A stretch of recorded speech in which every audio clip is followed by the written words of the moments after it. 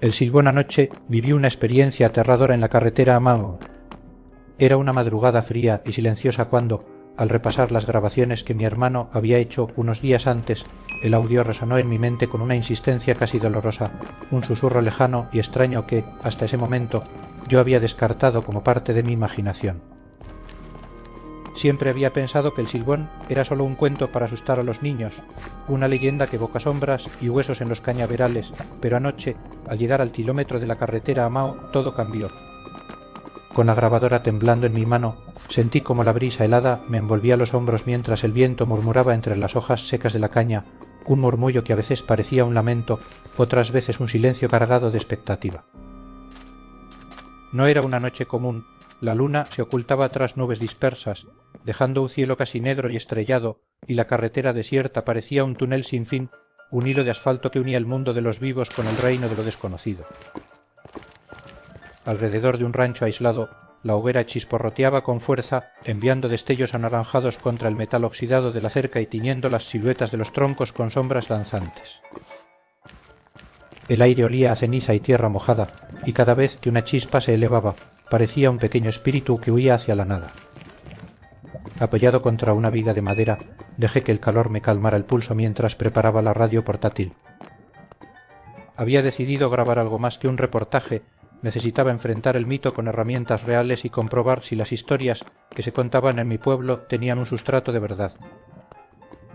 Con la antena desplegada, giré lentamente el dial en busca de una frecuencia libre, sintonizando cada medio tono hasta que, de pronto, la estática se adueñó del auricular, un zumbido áspero que me erizó la piel.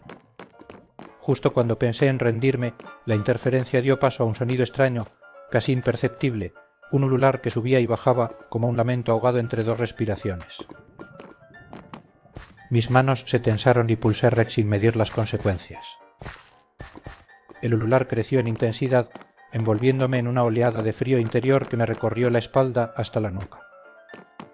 Casi perdí el aire cuando, tras un crujido seco como rama quebrada, escuché pasos que avanzaban con lentitud hacia el micrófono.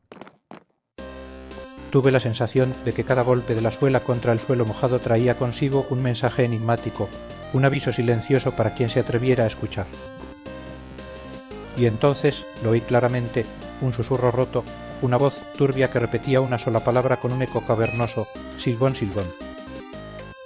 Aquel instante se suspendió en el tiempo, el fuego pareció apagarse, el viento se detuvo y un estruendo sordo inundó mis oídos, como si el mundo entero contuviera la respiración. Con el corazón a punto de estallar, aparté la grabadora y me levanté con la determinación de buscar pruebas físicas. Di unos pasos hacia la linde del rancho y apoyé la linterna en el suelo, iluminando una escena de cuento macabro. Allí, en el barro pegajoso, vi huellas alargadas, demasiado grandes para un pie humano, que retrocedían hacia la espesura de los cañaverales y se desvanecían entre los tallos altos.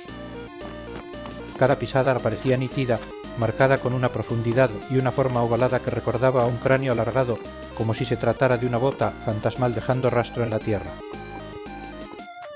Retrocedí un par de metros y me arrodillé para dibujar las huellas en mi cuaderno, convencido de que, si alguien me encontraba a la mañana siguiente, pensarían que había inventado todo para asustar a los curiosos. Sin embargo, el tacto del barro y el frío sobrenatural que subía por mis piernas confirmaron que aquello había sido real. Mi pueblo siempre advirtió que el Silbón recoge los pecados de quienes huyen de su culpa, burlando la muerte para armar un saco con huesos robados de tumbas olvidadas. Decían que, si escuchabas su silbido a lo lejos, tenías tiempo de escapar, pero si lo oías muy cerca, tu final estaba junto al cañaveral, enfrentando tu conciencia y tus errores. Aquella noche me pregunté si las huellas eran una invitación o una amenaza, si el Silbón andaba buscando a alguien en particular o si simplemente cruzaba mi camino para recordarme que el pasado siempre regresa. El miedo se mezcló con la curiosidad y, sin importar el cansancio, decidí no irme, apoyé la grabadora junto a mí y esperé, con los ojos fijos en el rincón oscuro donde el cañaveral se alzaba como un muro vivo. La espera se volvió eterna.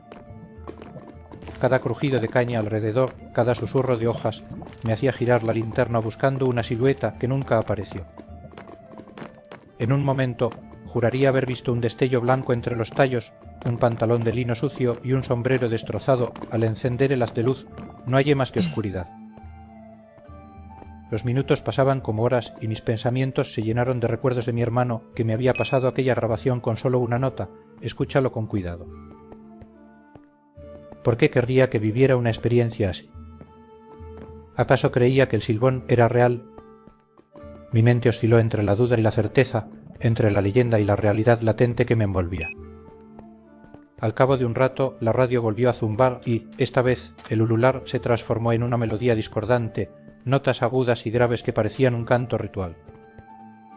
El viento, de repente, se levantó con violencia, arremolinando la ceniza y los restos de la hoguera, y en el extremo de mi visión nocturna escuché una carcajada sorda, opaca, carente de alegría. Mi instinto me gritó que huyera, pero me sentí atrapado, seguía firmemente plantado, con el micrófono al nivel de mis labios, registrando cada eco del misterio. Con el pulso disparado, giré el dial de la radio para encontrar las frecuencias de emergencia, pero apenas encontré interferencias y un murmullo apenas perceptible: aprende a respetar tu culpa, un mensaje fragmentado que no pude descifrar del todo. Cuando el alba despuntó y el cielo adquirió un leve tono rosado, supe que había pasado la noche entera entre sonidos imposibles y huellas que desafían la lógica. Guardé la grabadora y volví por la carretera polvorienta hacia el pueblo, con la sensación de que algo me seguía, algún espíritu que se mezclaba con mi sombra.